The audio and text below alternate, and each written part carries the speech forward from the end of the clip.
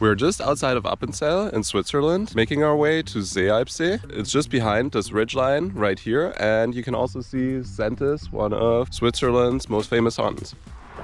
We just parked right here behind us at the Schwende train station, as you can see, and just look at the beautiful view. It's gonna be a fun hike. It said expert, so I hope we're experts. Are we experts? Yeah. Okay, let's see. This hike will be around 8 miles for us with around 3,000 feet of elevation. As you can see, absolutely beautiful day out, and the views are already amazing.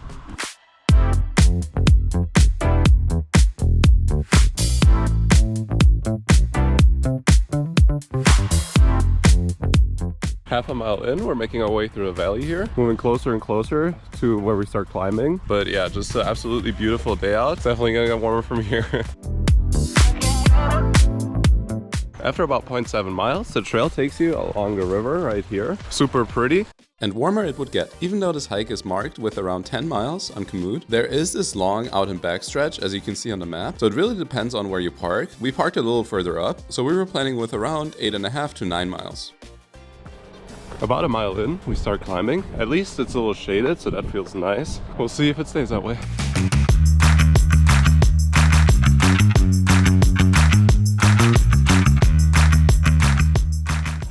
So now we have about 2.6 miles of climbing. Pretty steep, honestly. Here we'll gain pretty much all of our 3,000 feet of elevation. After that, we're gonna make our way over the ridgeline to the lake. Starting all the way at the beginning of the climb, you pretty much have consistent tree coverage until you reach the first plateau, which is definitely a plus, especially on a hot day as it was when we hiked it. Every now and then the trail opens up and gives you amazing views of the valley, and yeah, you definitely climb up fast. 1.5 miles in, we got about 800 feet of elevation. Still got about 2,200 to go. We're still climbing.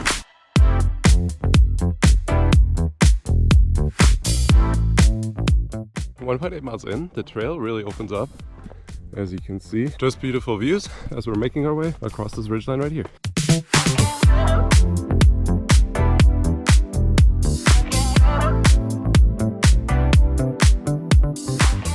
Once you reach the first plateau, the trail becomes exposed to the sun, but offers amazing views of the surrounding mountains as we make our way through the cow fields. Here you can enjoy the flat surface and just completely focus on taking in the views before we start climbing again.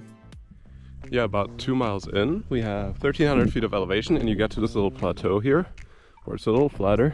We'll continue climbing in a second to bring us up to about 3,000 feet of elevation total. Now we're gonna continue up here. You can kind of see the trail weaving its way through here, and you can also see the gondola right there. Should have taken the gondola. 2.2 miles in, we're back to climbing. As you can see, it's a little more exposed to the sun. You have like a little bit of shade. We're definitely taking it slower on our last, probably approximately half a mile left of climbing. With the trail more exposed, we made our way up this little gravel road here. After a little while, we took a left turn, which led us back onto the single track trail that would take us all the way up the mountain. With the sun out, it was definitely pretty hot and shady spots were pretty rare, so we made sure to take it slow, hydrate, and take breaks as needed. 2.5 miles in, we got a little bit of a breeze. We're about to leave the nice shade, our climbing segment right here, and then we're about to re-enter the sun. Right now we have about 1,700 feet of elevation gain done.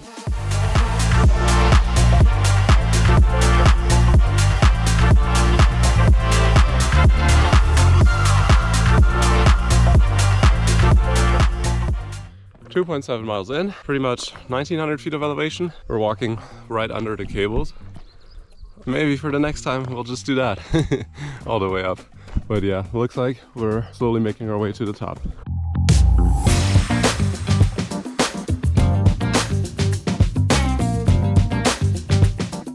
And we're taking a little break in the shade.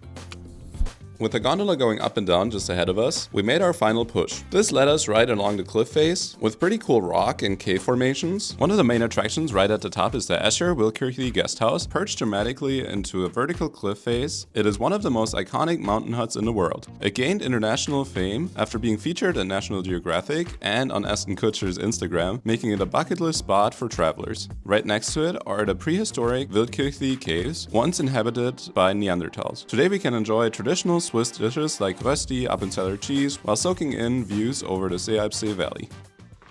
We just stopped for a little break and had a couple drinks, non-alcoholic, at this little hut. No, what was It was basically like apple juice and sparkling water. Yeah. Yeah. Yeah, the hut back here was pretty much at mile 3. And yeah, now we have a little downhill segment down to the lake that you could already see through the trees.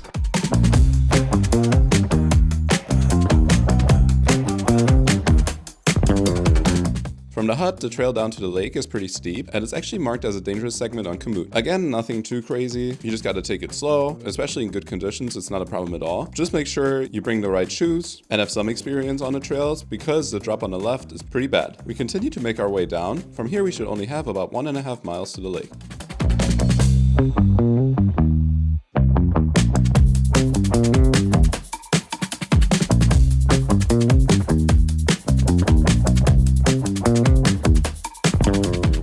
.8 miles in, we're continuing to make our way down to the lake. Pretty steep drop, I don't know if you can tell. Definitely don't want to fall or slip and slide down there. Slowly making our way down.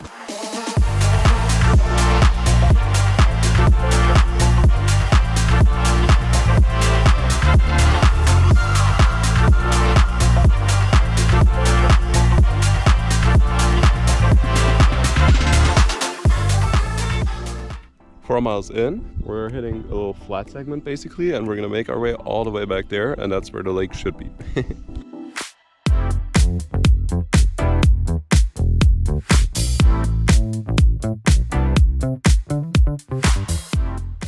4.3 miles in, there's a little kicker right here that we just climbed up.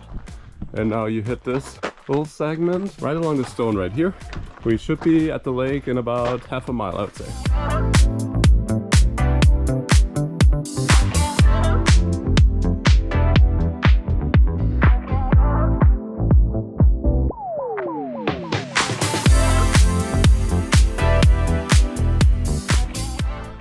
4.6 miles in, we made it to the Seealpsee. Absolutely stunning with the mountains in the back. Kinley, what do you think?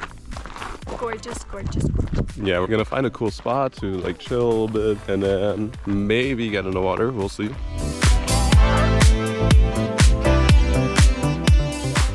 We made it to Seealpsee and it was absolutely gorgeous. And the views of the lake and the mountain definitely make the hike well worth it. Now it was time to make our way around the lake to find a good spot to check out the water.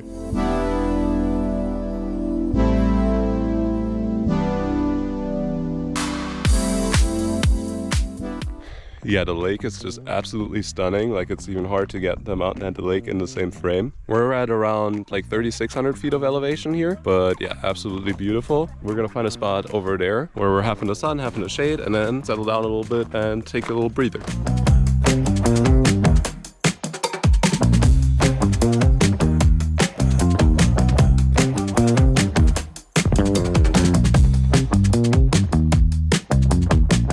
Yeah, it's kind of interesting to see, as you can see up here. You can also make your way all the way to Sentis, or at least a gondola that takes you up there from here.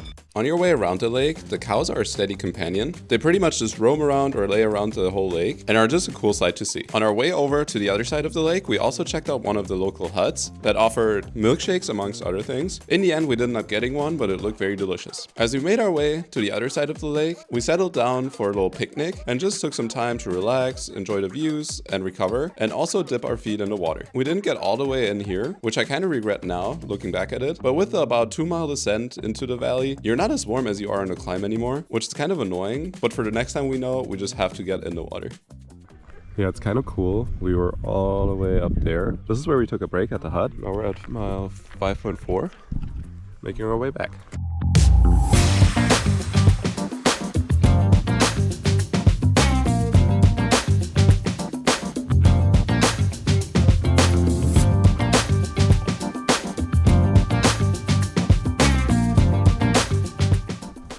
.8 miles in, we're leaving the little valley in which the lake lies, and then we're continuing on this little uphill segment. After that, we should pretty much have a little plateau taking us out of the valley, and then we have a long downhill, and we'll be back at the car.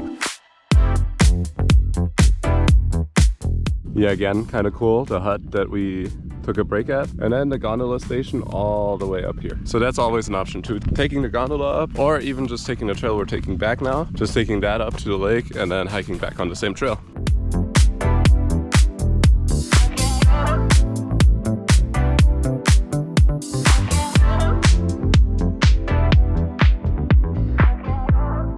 6.8 miles. We're still making our way down. We got these little steps pretty much all the way. Just a gradual downhill.